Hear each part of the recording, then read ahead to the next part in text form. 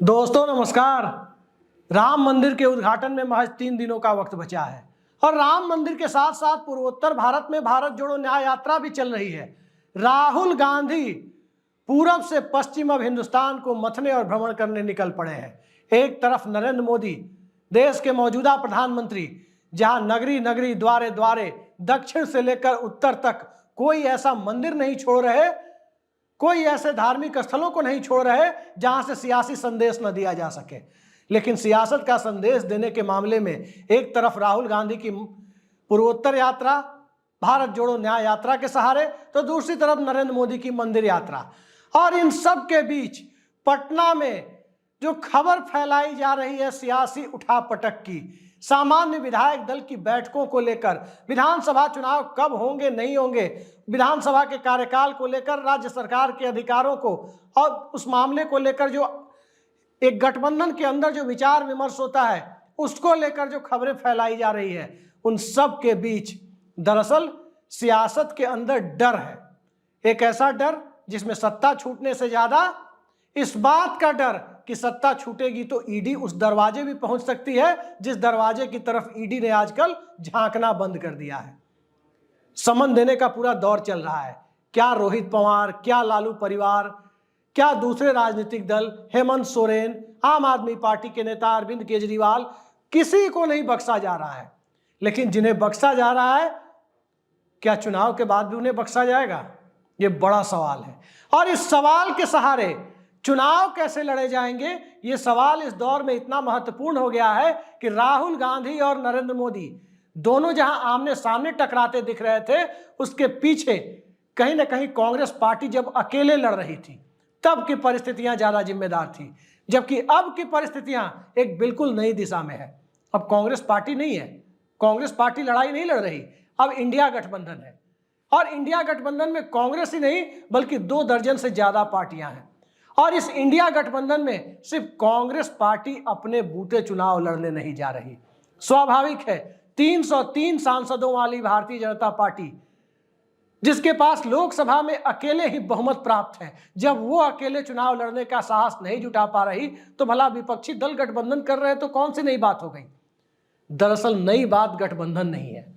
नई बात वो सियासत है जिस सियासत के लिए मौजूदा दौर में गठबंधन की राजनीति को चलाने और सफलतापूर्वक चलाने में माहिर माने जाने वाले बिहार के मुख्यमंत्री नीतीश कुमार अब कांग्रेस पार्टी यानी राहुल गांधी और मल्लिकार्जुन खड़गे के साथ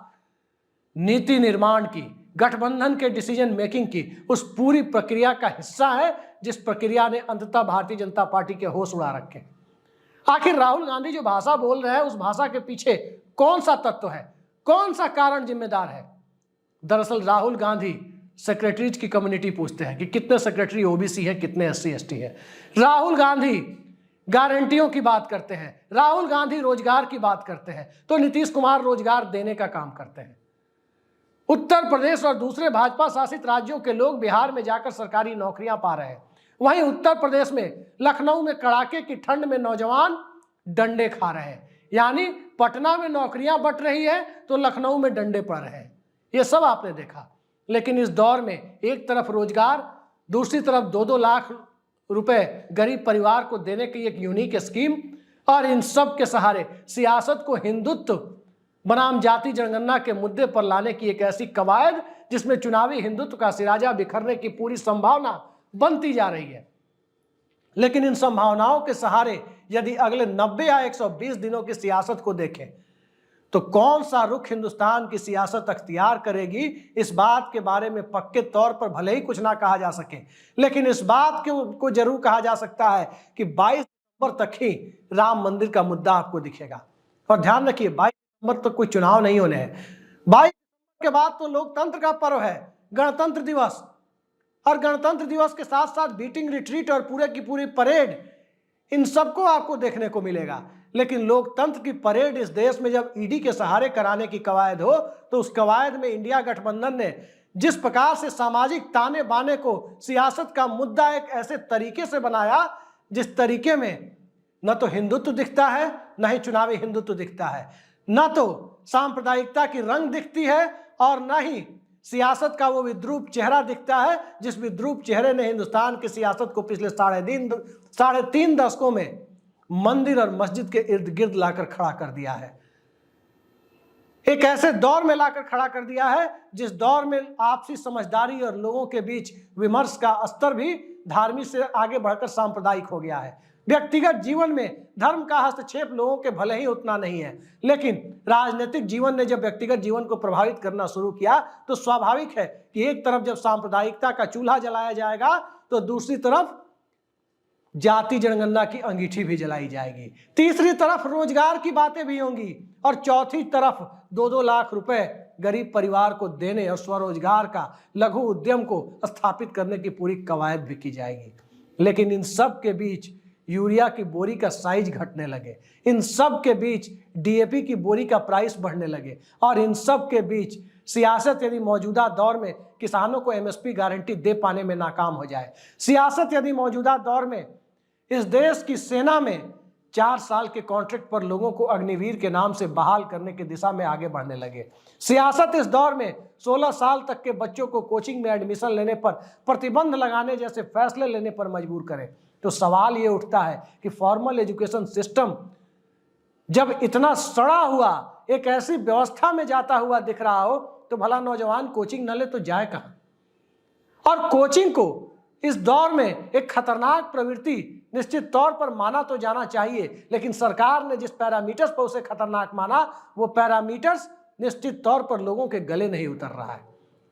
बीमारी कहीं और, इलाज कहीं और, डॉक्टर कहीं और, कंपाउंडर कहीं और, सियासत इसी तरीके से चल रही है। और जब सियासत इसी तरीके से चल रही है तो राहुल गांधी और नीतीश कुमार की जो प्लानिंग है उस प्लानिंग और उस एजेंडे में आम आदमी भी है, गरीब सवर्ण भी है, पिछड़ा वर्ग भी है, अति पिछड़ा भी है, दलित वर्ग भी है, तो आदिवासी वर्ग भी है। और वो वर्ग भी है जिस वर्ग में किसान, नौजवान और इन सब के साथ साथ मौजूदा सत्ता व्यवस्था और चुनावी हिंदुत्व के दायरे से खुद को उपेक्षित महसूस कर रहा मुसलमान भी है। यानी नौजवान, किसान और मुसलमान की यह सियासत हिंदुस्तान की राजनीति में एक सुखद हवा के झोंके की तरह उसी तरह से है जिस तरह से अल्पसंख्यकों को किनारे कर सियासत को अपने तई, अपने इशारे पर चलाने की जो कवायद है, उस कवायद ने हिंदुस्तान को एक ऐसे मोड़ पर खड़ा कर दिया है जिस मोड़ पर मंदिर खोलने की कवायद भारतीय जनता पार्टी कर रही है तो मधुशाला बंद करने की कवायद नीतीश कुमार कर रहे हैं। हरिवंश राय बच्चन ने कभी लिखा था, मंदिर मस्जिद भेद कराते मेल कराती मधुशाला, लेकिन मधुशाला को भी मेल कराने लायक नीतीश कुमार ने रहने नहीं दिया। तो सवाल यह है कि मेल कराएगा कौन?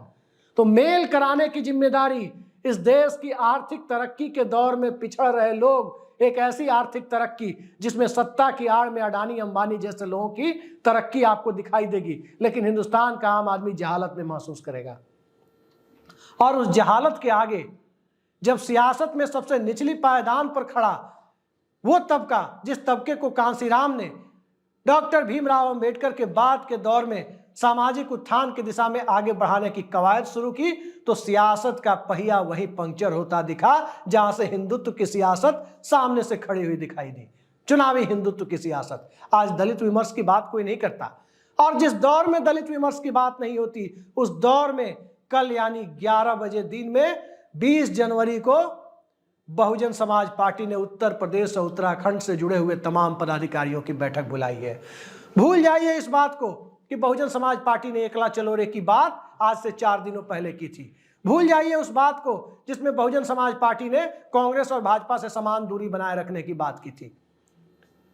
कांग्रेस और जनता दल से समान दूरी बनाए रखने की बात तो लाल कृष्ण आडवाणी ने भी 1989 के दौर में की थी, लेकिन क्या वो दूरी बनाए रख सके? आमने सामने से कोई अलायंस नहीं हुआ, कोई प्रत्यक्ष गठबंधन देखने को नहीं मिला, लेकिन गठबंधन हुआ और उस गठबंधन को नाम दिया गया स्ट्रेटेजिक अलायंस, रणनीतिक गठबंधन। जनता दल भी लड़ रही थी, भाजपा भी लड़ रही थी, कई सारी सीट पर दोनों लड़ रहे थे, लेकिन जब दोनों लड़ रहे थे तो उद्देश्य सामान्य था, दोनों के उद्देश्य समान थे, लक्ष्य समान थे। और जब लक्ष्य समान थे कि लक्ष्य उस दौर में कांग्रेस पार्टी को हराना था, जनता दल और बीजेपी दोनों का लक्ष्य था, वाम मोर्चे का भी लक्ष्य था। आज वही लक्ष्य मायावती की बहुजन समाज पार्टी का है, क्योंकि उनके छीजते जनाधार के लिए बहुजन समाज पार्टी के वोट परसेंटेज को 22% से 12% पर आकर गिरने के लिए उत्तर प्रदेश में अखिलेश यादव जिम्मेदार नहीं है, उत्तर प्रदेश में कांग्रेस पार्टी जिम्मेदार नहीं है, जयंत चौधरी जिम्मेदार नहीं है, बल्कि उसके लिए जिम्मेदार भारतीय जनता पार्टी का वो चुनावी हिंदुत्व है, जिसमें मुख्यमंत्री तो योगी आदित्यनाथ बनते हैं, प्रधानमंत्री तो गुजरात से आने वाले नरेंद्र मोदी बनते हैं। दलितों को क्या मिलता है? सत्ता और निर्णय लेने की प्रक्रिया में दलितों को क्या मिला? प्रतीकात्मक तौर पर इस देश के संवैधानिक प्रमुख के तौर पर जिनकी शासन सत्ता चलाने में आप सभी जानते हैं कि भूमिका बहुत ज्यादा नहीं होती, राष्ट्रपति पद पर कभी दलित समाज से आने वाले नेता को तो कभी आदिवासी समाज से आने वाली महिला को भारतीय जनता पार्टी ने वोट बैंक की राजनीति में बहुसंख्यक समाज में कभी दलित तुष्टीकरण तो कभी आदिवासी तुष्टीकरण के नाम पर थोपने की एक ऐसी कवायद की जिसमें न दलितों को कुछ मिला न आदिवासियों को कुछ मिला। सियासत में जिन्हें मिला उनमें कोई इसी दौर में, नरेंद्र मोदी सरकार के ही एक दौर में, उसमें से कोई 90 करोड़ रुपए प्रति घंटे की रफ्तार से कमा रहा था तो कोई 1000 करोड़ रुपए प्रतिदिन की रफ्तार से कमा रहा था। लेकिन हिंदुस्तान का आम आदमी वर्गों में बटा, जातियों में बटा, धर्म और सांप्रदायिकता में बटा, वो आम आदमी भला उसे मिल क्या रहा था? उसे देने की जो कवायद, चाहे नौकरियां हो या गरीबों को 2 लाख रुपए हो या सिविल सेवा के अलावा बैंकिंग सर्विसेज और दूसरों के लिए प्रोत्साहन योजना हो, वो अखिलेश यादव की लैपटॉप योजना से कहीं आगे निकल रही है। और अखिलेश यादव उसके साथ है, जाति जनगणना के मुद्दे के भी साथ है। आज अखिलेश यादव और जयंत चौधरी में ऐलान भी हो गया कि गठबंधन होगा। चर्चाओं के मुताबिक जो बात आ रही है उसमें 7 सीटें मिलेंगी जयंत चौधरी को, लेकिन 7 सीटों के अलावा जो 73 सीटें होंगी वो कांग्रेस, जनता दल यूनाइटेड और सपा में ही बटेंगी। और यदि आचार संहिता लगने तक बहुजन समाज पार्टी साथ आ गई, प्रत्यक्ष गठबंधन के लिए साथ आ गई, उसे भी मिलेंगी। लेकिन यदि साथ नहीं भी आई, सियासत अगर पर्दे के पीछे से भी हुई, तो रणनीतिक गठबंधन में 80 सीटों पर सपा और बसपा या इंडिया अलायंस और बसपा टकराएंगे जरूर, लेकिन उस टकराहट का लाभ 2014, 17, 19 और 22 की तरह भाजपा को नहीं होगा, बल्कि उस टकराहट से एक नई सियासी राह निकलती हुई दिखाई देगी। फिलहाल चर्चा एक बनाम एक की है और उस चर्चा में सामाजिक विमर्श सबसे आगे है, उस चर्चा में जाति जनगणना सबसे आगे है, उस चर्चा में दलित और महादलित सबसे आगे है, उस चर्चा में अति पिछड़ा वर्ग सबसे आगे है, उस चर्चा में रोहिणी कमीशन सबसे आगे है, उस चर्चा में उत्तर प्रदेश की बात करें तो राघवेंद्र सिंह कमीशन सबसे आगे है, और उस चर्चा में आरक्षण के अंदर कर्पूरी फॉर्मूला, चाहे वो रोहिणी कमीशन या राघवेंद्र सिंह कमीशन के बहाने हो, उन तमाम कमीशन की रिपोर्ट्स पर भारतीय जनता पार्टी की सरकार जो कुंडली मार कर बैठी है, उस कुंडली मार कर बैठी हुई सरकार की नींद उड़ाने के लिए जब नीतीश कुमार का चेहरा राहुल गांधी के साथ हो, मायावती का चेहरा कभी भी साथ आ सकता हो, और कल की बैठक में जो जिलाध्यक्ष और स्थानीय पदाधिकारी फीडबैक देंगे, आचार संहिता लगने के बाद एक नई रवायत और नई कवायद के साथ इंडिया गठबंधन यदि साथ दिखाई दे, तो मत भूलिए कि लालू यादव को गठबंधन का संयोजक बनाने की बात नीतीश कुमार की तरफ से क्यों रखी गई थी। मत भूलिए इस बात को कि ममता बनर्जी के दरवाजे भी ईडी पहुंच रही है, और मत भूलिए इस बात को कि शरद पवार और उद्धव ठाकरे की पूरी पार्टी को ईडी के सहारे तोड़ने की कवायद की गई, सफलतापूर्वक तोड़ने की कवायद की गई। लेकिन इन दोनों राजनेताओं को कम से कम ईडी को इस बात के लिए धन्यवाद देना चाहिए कि उनके जनाधार में वृद्धि करने का जिम्मा भी उनके कार्यकर्ताओं के साथ सहानुभूति लहर पैदा करने की कवायद करके ईडी ने खुद उठा लिया।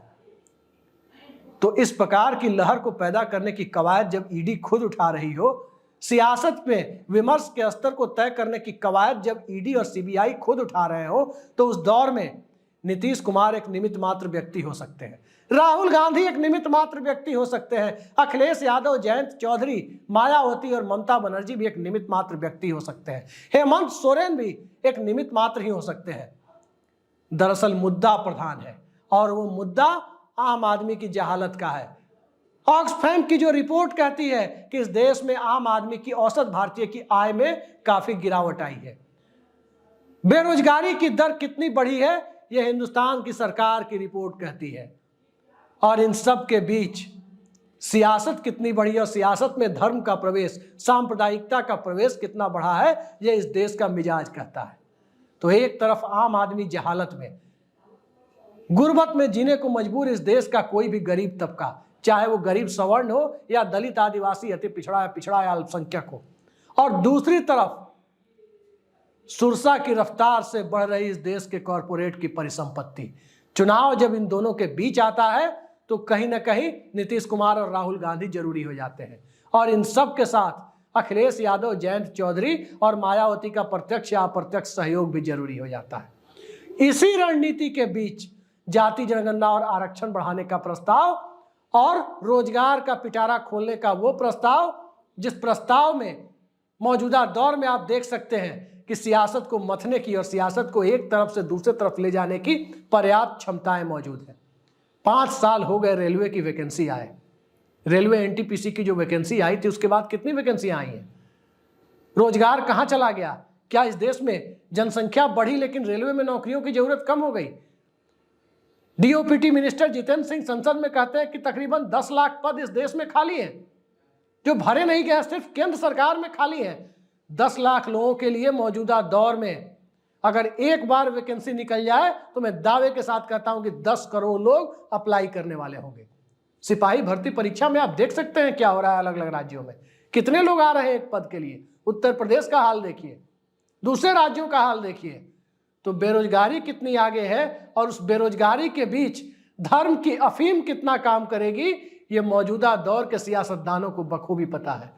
तभी मंदिर के साथ साथ दूसरे मुद्दों को 22 जनवरी के बाद लोगों का ध्यान भटकाने के लिए लाने की तैयारी है। सवाल यही है कि जिस प्रकार से नीतीश कुमार ने जाति जनगणना को एक राज्य के दायरे से बाहर लाकर पूरे देश के सामने खड़ा कर दिया, उस दौर में नीतीश कुमार के बारे में अफवाह फैलाकर कि इस गठबंधन से उस गठबंधन चले जाएंगे, विधायक दल की बैठक किसी और मकसद से हो रही है, गठबंधन के अंदर कुछ फैसले लेने के लिए हो रही है, तो उसके बारे में गोदी मीडिया का ये प्रचार कि विधायक दल की बैठक में जो फैसले लिए जा रहे हैं उससे इंडिया गठबंधन टूट जाएगा, तो क्या इस दुष्प्रचार के सहारे इंडिया गठबंधन टूट जाएगा? कतई नहीं, क्योंकि गठबंधन की बुनियाद जब जनता तय करती है, नेता तय नहीं करते। तो किसी नेता के बूते के बाहर की बात होती है कि वो गठबंधन को तोड़ दे। फिलहाल के लिए इतना ही, आप देखते रहिए और आगे आने वाले वक्त में भी ये देखते रहिए कि सियासत का पहिया राहुल गांधी और नीतीश कुमार के एजेंडे पर हिंदी भाषी भारत में किस प्रकार से घूमता है। नमस्कार।